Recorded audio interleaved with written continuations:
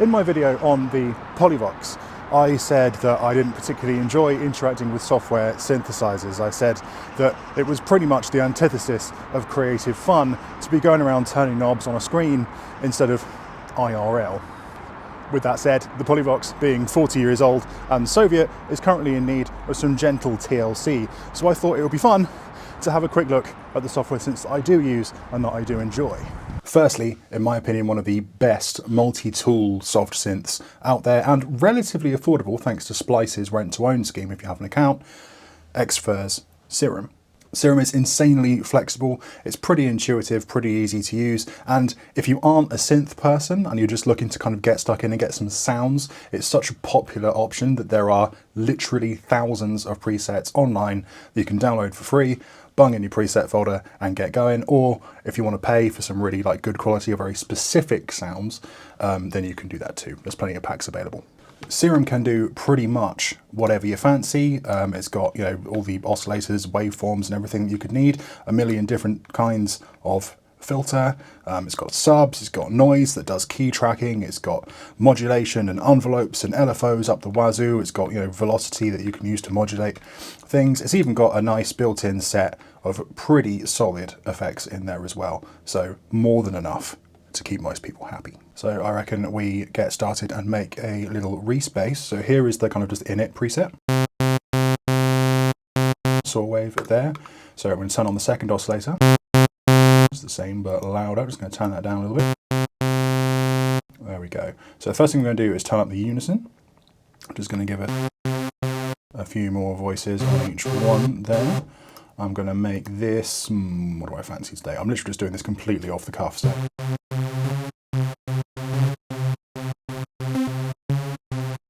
Okay, and let's do down one octave. Okay, let's get the sub going.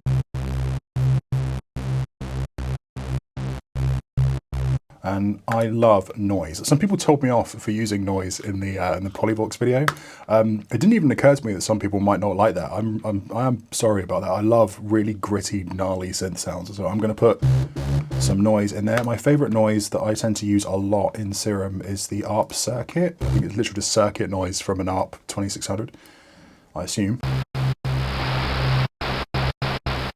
I've got it set to key track, so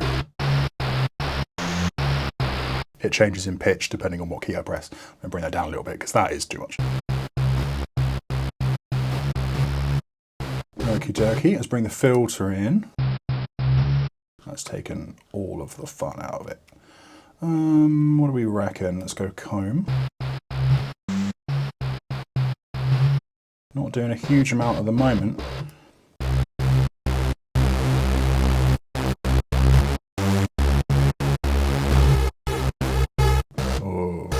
Play with that. So let's say I wanted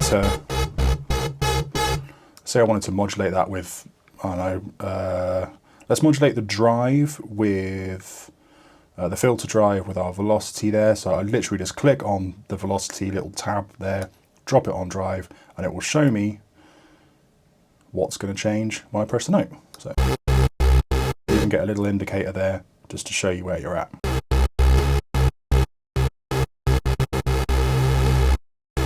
And let's say I want the LFO down here. Control that resonance because that was pretty cool.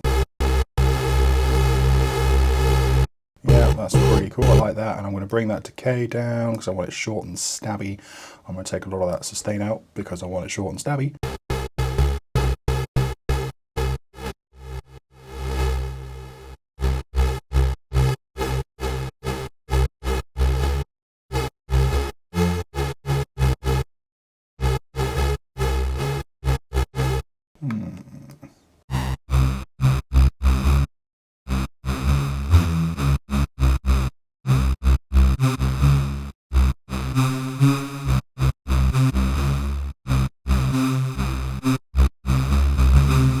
Yeah, man, it's cool.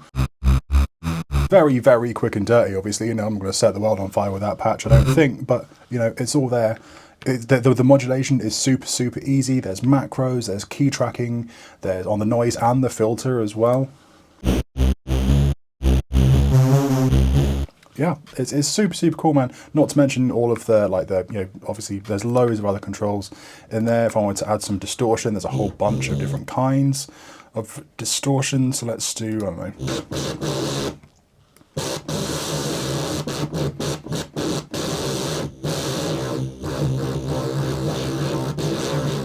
You know, and again, I can modulate that if I wanted to with an LFO. For some reason, if I wanted to, there you go, just bring that down a little bit.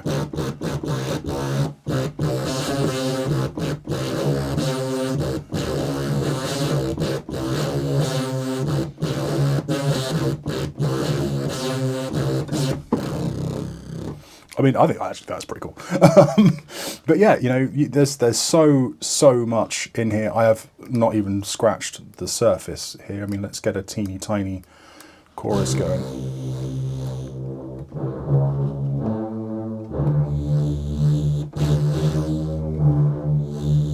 Yeah, man. You know, there's a million different options in here. You've got compression if you want to get really gnarly.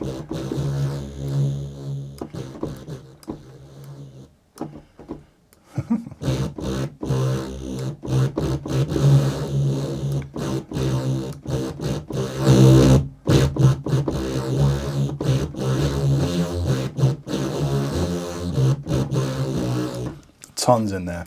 Tons and tons and tons in there if you want to go and have a play. It's a killer multi-tool synth. I mean, let's do, I don't know, let's, where are we now? Let's do a lead to go with it, right? Let's just say, I don't know, what do I want to leave that filter where it is, actually. I want to leave the key tracking on as well, just to see what happens. Again, completely winging this. Let's bring the portamento up.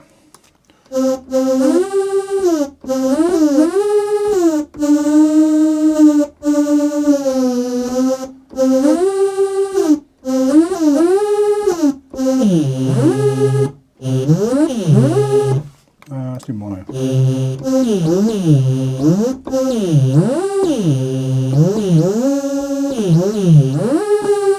You know, you can do tons and tons and tons and stuff in there, and then obviously if you wanted to, there's 1,000 presets that just come stock. Organ grinder, what does that sound like? You know, every sound under the sun is in Serum. I do genuinely believe that. In some spaces of the internet, there seems to be a kind of broad dislike of using presets. And I understand why. You know, you should learn to interact with your synthesizers, whether they be software or hardware. You should learn how to dial in the sounds that you like yourself, so you can be more individual and etc, etc, etc. However, there is definitely something to be said for presets. I use presets pretty heavily, and the reason that I do that is because, number one, it teaches me, by reverse engineering them, how the sounds that I like, how those presets that I choose, because I like them, were made. And B, number two, because it's just faster. If I'm in that kind of creative headspace and I'm actually getting things done, the last thing I want to do is stop and spend an hour crafting the perfect bass. I can come back and craft it later, but at the moment, I just need a bass to get the idea down. Speaking of presets, next up is Arturia's OB-XA, which is obviously a model of the Oberheim OB-XA of Oberheim OB-XA fame. It's a pretty famous synth. I don't know how close to a real, kind of the real deal, enormous desk size OB-XA the Arturia plugin actually gets, but I do find that with all of the Arturia plugins that I've tried, they do kind of have a character. I don't know if that is the character of the hardware, because I've never even been in the same room as one, but I can tell you that there is an individual flavour to each one, which I really appreciate. One of my main kind of criticisms of soft synths was that they didn't really have a personality. The focus was on you know, throw every single feature and all of the flexibility and all of the sounds and filters and all of the different options in there, but when you do that, you kind of lose some of the magic as well, and it seems to be relatively preserved in these Arturia synths. Again, I have no idea how close they get to the hardware, but they have a vibe, which is pretty cool, and that helps to inspire you and to put you into a headspace, which I think is something that is not really talked about enough. One of my main criticisms with not only the OB-XA, but just kind of broadly speaking with the Arturia synths that I've tried, is that they have these great modulation sections and these great effects sections, but the effects are utilized quite heavily in most of the presets, which I understand why. I mean, you want to show what the instrument can do, but at the same time, it feels a bit, for me and my use case and my workflow, obviously this is all personal, but it just feels a bit, get out of the way. I want to, you know, if I want effects on there, I'll add them later. Obviously, it's dead easy to go and switch them off, but you know, just something I've noticed. This is the kind of init preset.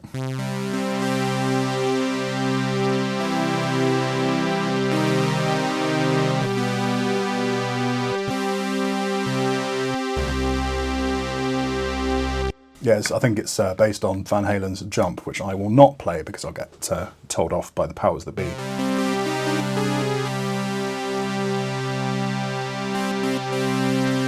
Again, loads of really, really killer sounds. There's an arpeggiator.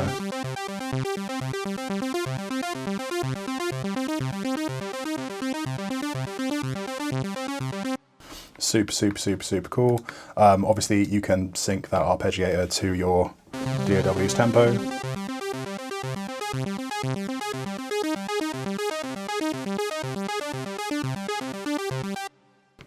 Super, super, super, super cool. You can quantize the portamento as well. I'm just going to turn that arpeggiator off. Whoa, really, really long.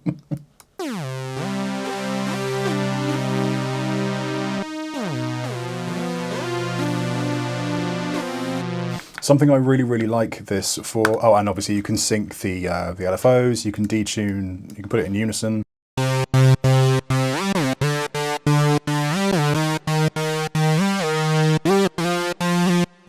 And detune it a little bit, just to get some of that fatness.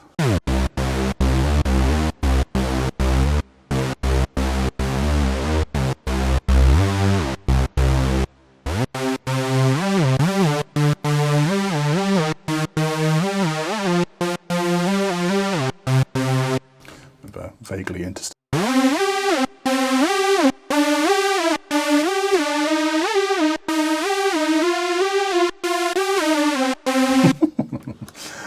What else we got? Let's have a look at some presets. I like to kind of dial in these lead sounds. I like to take the, I think Drastic was one I actually used before. You see what I mean? Like, I like the kind of bass sound there, but there's so much going on there in terms of effects and stuff, and it's just a bit kind of like, I understand why, again, it's completely personal preference, but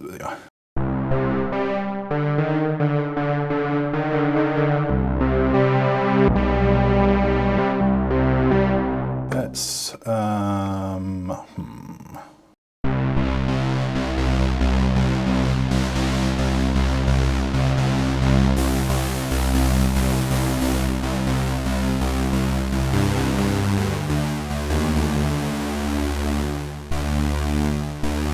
sync the LFO if you want to.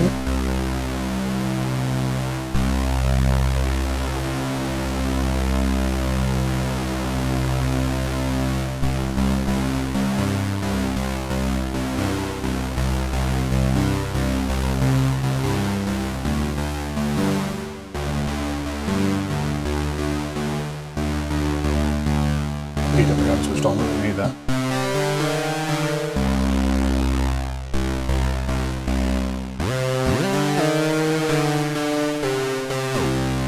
Super, super, super, super cool. And then obviously it's the OB-XA, as I understand it, again, having never even been in the same room as one, is pretty well known for stuff like those kind of, you know, big 80s pads. I say 80s, as I'm pretty sure they're used kind of everywhere. That says shimmer pad on it.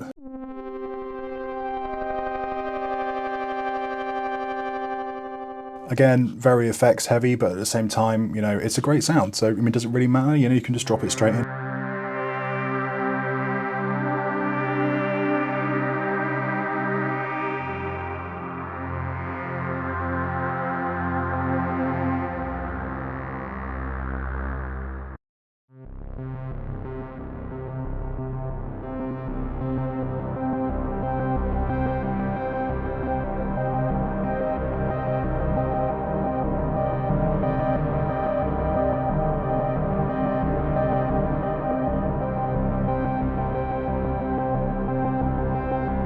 Awesome, that's wicked. I haven't heard that preset before, that's sick. Yeah, I really like that. I really like that. I like this whole thing. Again, I mean, you know, the effects section is wicked. They're really high quality effects. They're really good sounding effects. I just find they're a bit heavily used in the presets, but again, totally personal, really easy to switch off. So it's not really a valid criticism. Yeah, killer, love it. Really like that for big pads. I really like it for leads, especially if I'm going to distort them later on. I really like doing that. Last and by no means least, we have the Juno 6 or Jun 6.5 v Jun 6v from Arturia. Sometimes you just need those kind of 70s, 80s retro Juno pad sounds, and I think this is great for that, especially with the kind of the Juno chorus emulation thing and everything that you would normally expect. I appreciate the attention to detail in these Arturia plugins in general. You know, you can switch on and off stuff like the noise for the chorus, or you can age the voices. The Junos are pretty notorious, as I understand it, for having like voice chip issues, or they kind of drift over time. So having that kind of modelled in there, if you don't want it to sound brand spanking new, is nice. It's cool. I've got this pad up at the moment.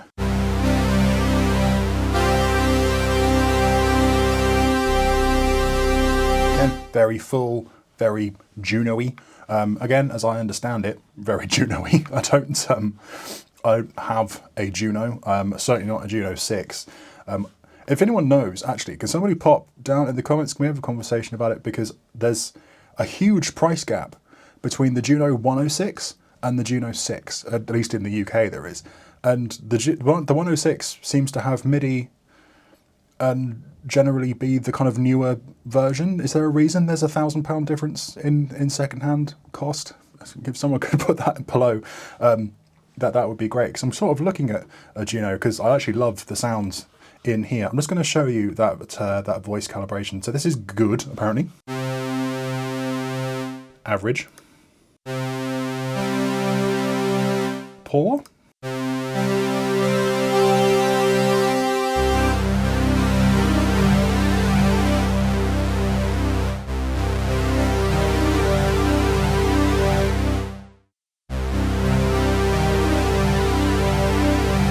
That's definitely a good headphones or studio monitors difference.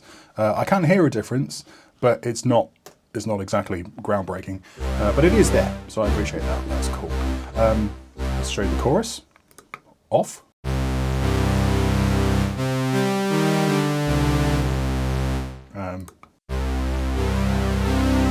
Immediately wider, and both.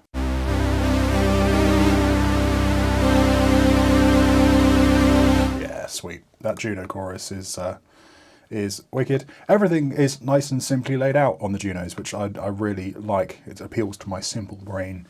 But got the world's slowest arpeggiator there.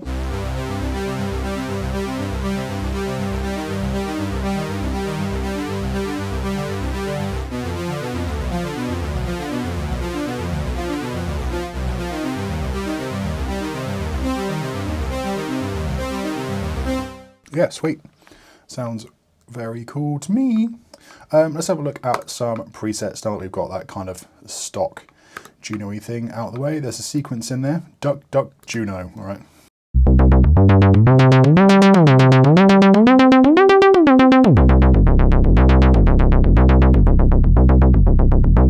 Got the weight. So this is something that I've noticed in watching YouTube videos for the Junos and stuff, is that the low end weight. Yeah, like for me, I associate the Junos with those big retro 80s pads, kind of stringy type things, but they have a huge low end. Again, I don't know how kind of realistic or whatever that is. I don't know how close that is to a real Juno, but that sounds killer.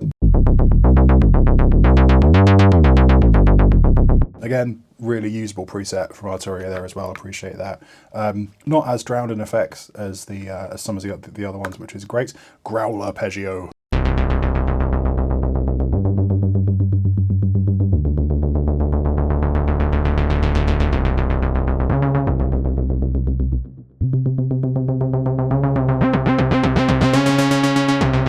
I'd actually use that. Yeah, that's awesome. That's really, really cool. Let's get some afterglow pad. What we got? Let's switch to make.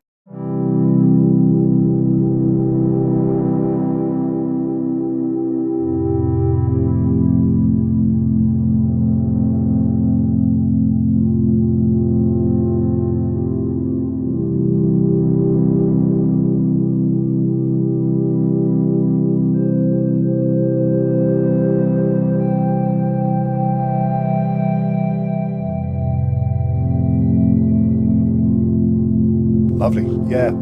God, that's really, really nice. Really, really cool. Let's do a couple more because I like this one.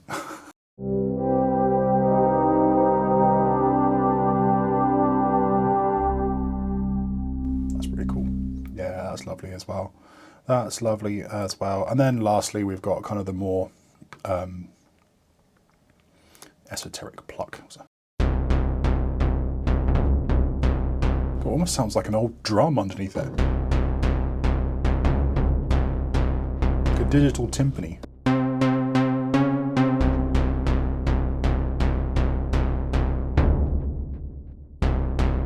If somebody took the attack out and told me that was a timpani sample, then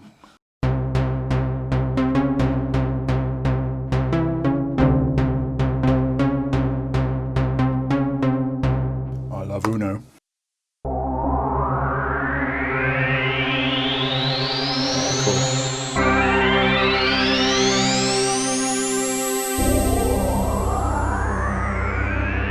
There's mod wheel in there as well.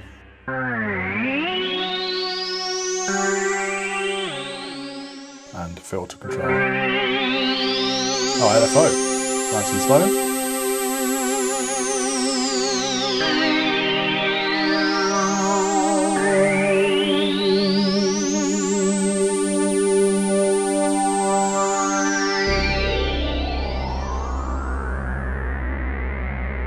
Yeah, wicked. Really, really cool.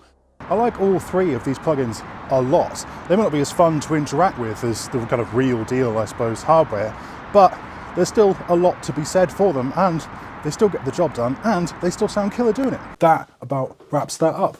I think, thank you so much for watching. What are your favorite soft synths? I would love to know. I think these, especially Serum, is kind of so ubiquitous, it's kind of everywhere, but with the kind of OB-XA and the Juno 6 and all those sort of character things, do you look for character in your soft synths, or are they just kind of straight up utility things? Other ones to check out, as I believe like stuff like Vital or SYNTHS or all that sort of stuff, it's totally worth going and having a look at all that sort of stuff, because there are some killer sounds to be had out there, and a lot of them are for free. These ones were paid, but there's some really, really great sounds out there for free. I think I'll probably do like a follow-up of free.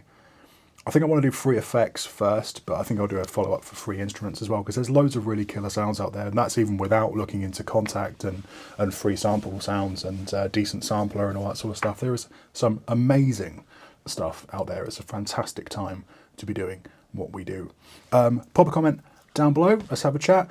Like, share, subscribe, and do all of that YouTube-y crap, and I will see you in the next one. I don't know if there's going to be a video next week. It is my birthday on Sunday, which is where I normally film things, but I have bought myself a birthday present that is extremely exciting. It's kind of a bucket list thing for me. I still don't really understand how I pulled it off, but I have one, so I might do kind of a unboxing and quick run through of that, because I'm super, super excited about it. Thank you once again. I will see you in the next one.